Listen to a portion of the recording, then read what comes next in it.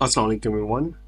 In today's lecture, we are going to cover the model analysis and the pre-stress model analysis. I will show you step-by-step procedure. But before that, okay, just look at how to save your project. Okay, this is the way you have to submit the exam. You have to make sure that everything is present in your folder. Okay, every file is present in your folder. First of all, for this analysis, okay, I have just created this folder at the desktop. I have named it as model analysis 2, and in this folder I already have my geometry and the step file. Okay, I will show you how to create this step file, but for now you see that this is the folder where I'm gonna save everything. Okay, so uh, just write the workbench in the search, just right there, Ansys workbench 2024. Okay, it takes some time to start, so just wait there. Okay, meanwhile we will see. Okay, we will cover some theory. Okay, first of all, for now, so far we were covering the static structural analysis. Okay, what is the static structural analysis? Okay, it is the analysis in which we say that the boundary conditions and the loads remain do not change with time. Okay, on the left side you see there is a crane here. Okay, there's a balancing load at one end. Okay, at this operation you see that the loads are not going to change. Okay, so for this type of structure we can perform the static structural analysis. Okay, for the bridges, for the beams, okay, we can perform the static structural analysis. Okay, on the right side you see that there is an engine. Okay, and you see there is a piston here, and we know that, okay, during the combustion process, okay, the force or the pressure at this cylinder, okay, changes continuously. Okay, we can uh, represent that pressure in terms of time as well. Okay, so as a function of time. So this type of analysis in which we say that the loads are changing continuously or the boundary conditions are changing continuously. Okay, these types of analysis are called dynamic analysis. Okay, so there are different types of dynamic analysis. Okay, in Ansys, the model analysis, harmonic response spectrum, and random vibration analysis. Okay, but today we are going to cover the model analysis, and in the harmonic analysis, okay, the loads and the boundary condition may change with the frequency. For the response spectrum analysis, okay, you see that it is basically performed on skyscrapers or the very large building, okay, in which we check the response of the building with respect to the how the building behaves in case of the earthquakes. And in random vibration analysis, we study the structure by stimulating random vibration, by introducing the random vibration. Okay, so there with respect to you see that how this structure behaves. Okay, the analysis can be categorized as either linear analysis and the non-linear analysis. Okay, in the linear analysis, okay, so far we have covered the structure remains within the elastic limit, and for the non-linear analysis you see that the structure deforms and goes the plastic deformation.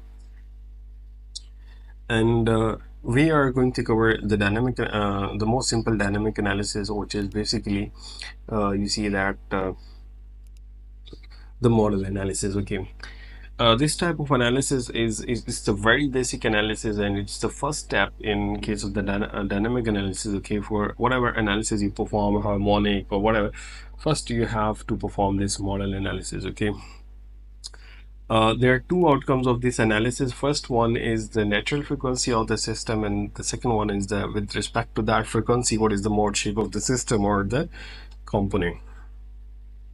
Why it's you can say that it's important for that. Just watch this video. Okay, this is the Tacoma Narrow Bridge.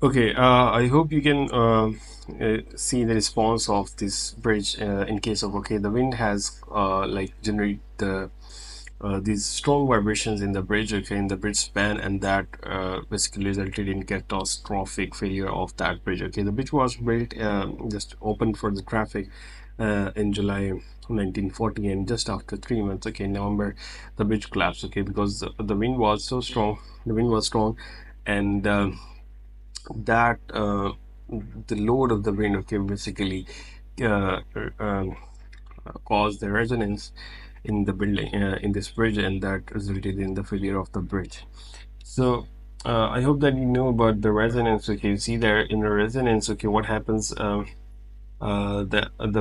frequency of the external force, okay, it becomes equal to the natural frequency of your structure or the component. In that case, okay, the structure, okay, with every, like you say, that every vibration, okay, the energy is going to add to the system, and that results in case of catastrophic failure. Okay, you see that this is a impeller, okay, and it has its own frequency. Okay, you see that in case of there is a motor, and that's also has this, a motor has its also natural frequency.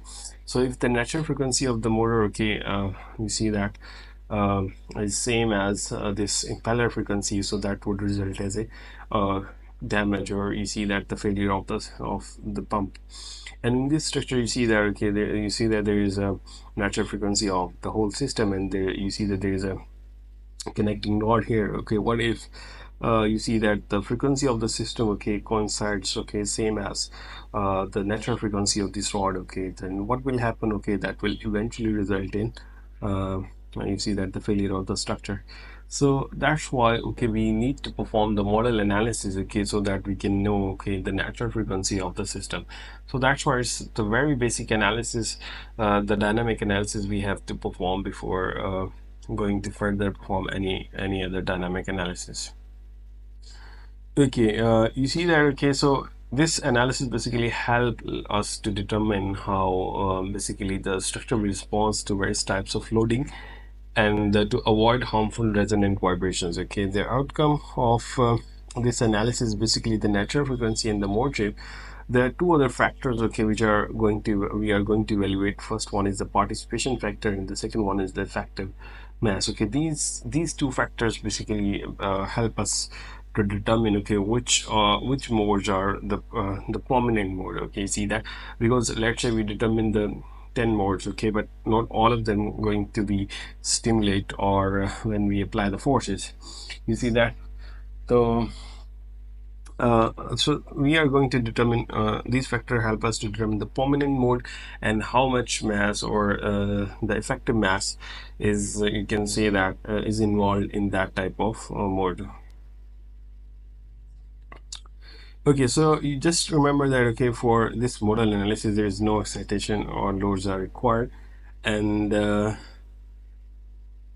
that's why. Okay, so mode frequencies depends only on the stiffness and the mass, so there's no other thing required. So if you have the stiffness and the mass, then you can do that. But if you somehow you change the stiffness of the system, that we will see, okay, by applying load on a system. You say that if you have a spring system, okay, if you apply the load, okay, so as a result, due to that load, the stiffness may be changed. Okay, normally the tension increases the stiffness, and then the compression decreases that, so that may result in change of the frequency. Okay, we will study that. Okay, there are two things. Okay, participation factor, as I told, it measures the amount of mass moving in each direction for each mode. Okay, like how much mass is moving in a particular direction when that mode is excited, and then a high value of participation in a given direction in case that mode will likely be excited by forces in that direction. Okay, so we will see that how we get these values, and then effective mass is how much mass is associated with each mode's shape. It is basically the square of the participation factor. So you can say that higher the value of participation factor, so higher the value of the effective mass. So both are approximately indicate the same thing. Okay, so just move to our analysis.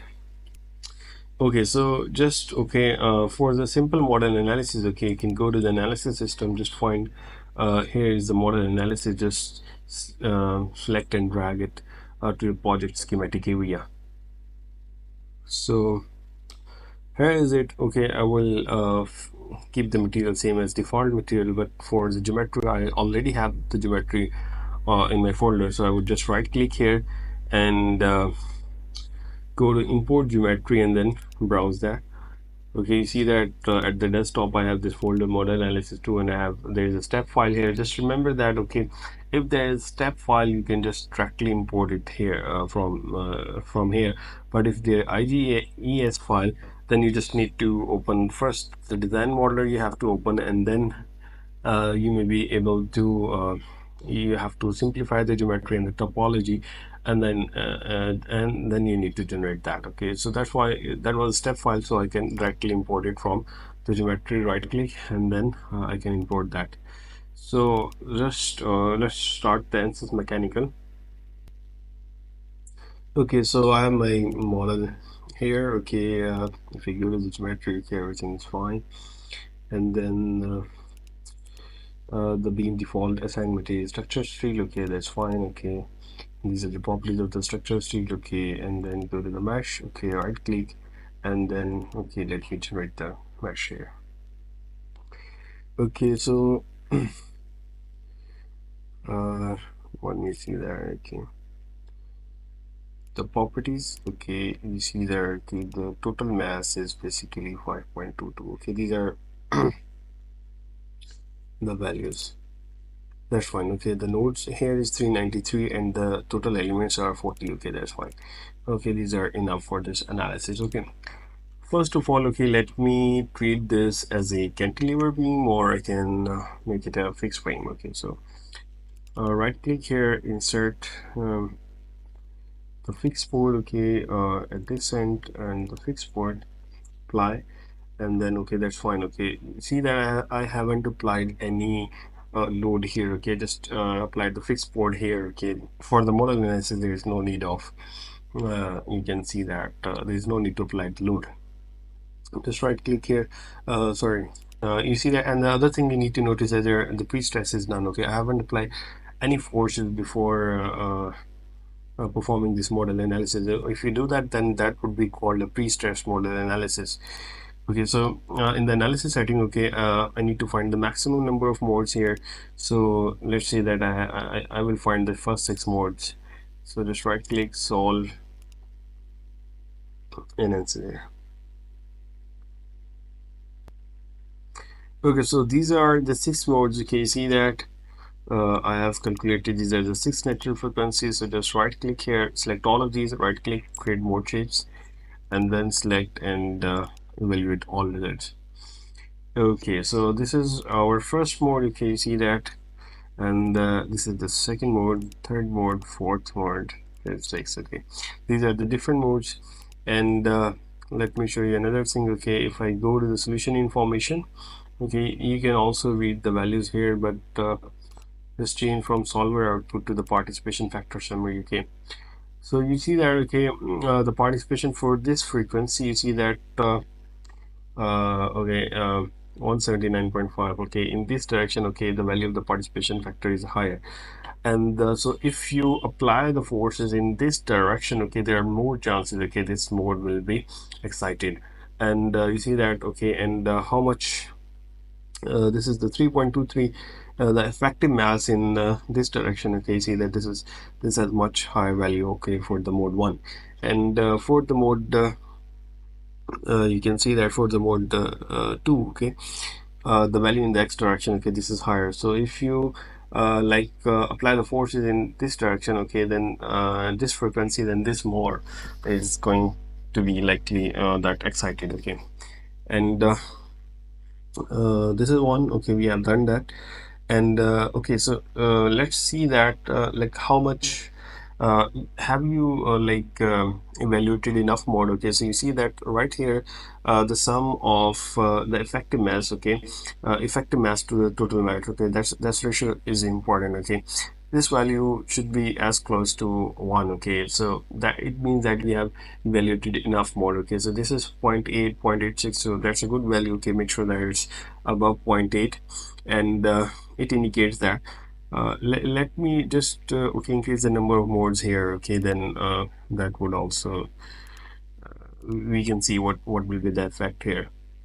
So for that, okay, I would go to the solution inform sorry analysis setting and increase the number of modes to you see that 10. And one other thing, okay, I want to add is basically the stress analysis. I need the stress value here. Okay, so if you click the output, okay, if you need the stress results as well, so just click here the stress, structure stresses, okay, it's the stress and the strain here, okay, and then okay, so now the solver will also evaluate these two values, okay, and then solve. One thing you should remember that the stress values or the deformation values you get from the model analysis, these aren't the actual values, okay, these are the relative value, okay, you can just get the idea where the stresses are higher, but those are not the exact stresses, okay, we will see that, okay. So right now I have these 10 frequencies, so create the mode shapes, okay. um, okay, so I need to basically delete the previous one, okay. So I would delete all of those. Okay, so right now I have my values. Right click, evaluate all results. Okay, so again, I would go to the solution information, participation factor. Okay, this is 0.01, and in this direction, okay, the value is increased. Okay, so that's fine. Okay, uh, and other thing, okay, just go to the geometry, right click here, and add the deformation value. Okay, or no deformation. I don't need that. I just see that because those aren't accurate values. So stress values, and then you can say that evaluate all results. Okay, so you see that this is like 4.41 into 10 to the power 6 Pascal. Okay, let me change the unit to uh, this one. Okay, so I have the values in 4.41 megapascals. You see that you say that you have the pressure 4.41 megapascal here and 0 pascal here, but these are not the accurate value. Just remember that. Okay, these are just, you can get an idea. Okay, so if you apply loading, then we probably gonna get the higher stresses in this area as compared to this one. Okay, when this mode um, and you perform the loading, but and these aren't the actual value. Okay, you see that I haven't applied any force here, so that won't be accurate. Okay, next thing is I will perform the pre-stress analysis on this the same one, but let me save this project here. Okay, so just close it here. I will close the Ansys mechanical, and now I need to save my project, okay, because I want to send results. Okay, so just click the save project and then go to the desktop model analysis 2. Okay, so I will save my file here, center score 123, okay, whatever the name you want to give, just save it, and then now you have saved your project. Okay, so this is the way you can save your project, and in the next video, okay, we will see that how to create that STP file and then how you can perform the pre-stress analysis. But let me show you my desktop, and okay, you see that this is the model analysis too. Okay, right now, okay, I have this this file, Ansys file here, and then I have the result file here, and then if I want to check, okay, make sure that this should have some size. Okay, so if I just click here, you see that the model analysis, okay, the Ansys mechanical will open. Okay, now you see that I have all my results here, and now I can just reopen that, and I can recheck my results and generate the report. Okay, this is how you can save your project. Okay, make sure that you don't make any mistake here, and in the exam, okay, you have to do in the same way.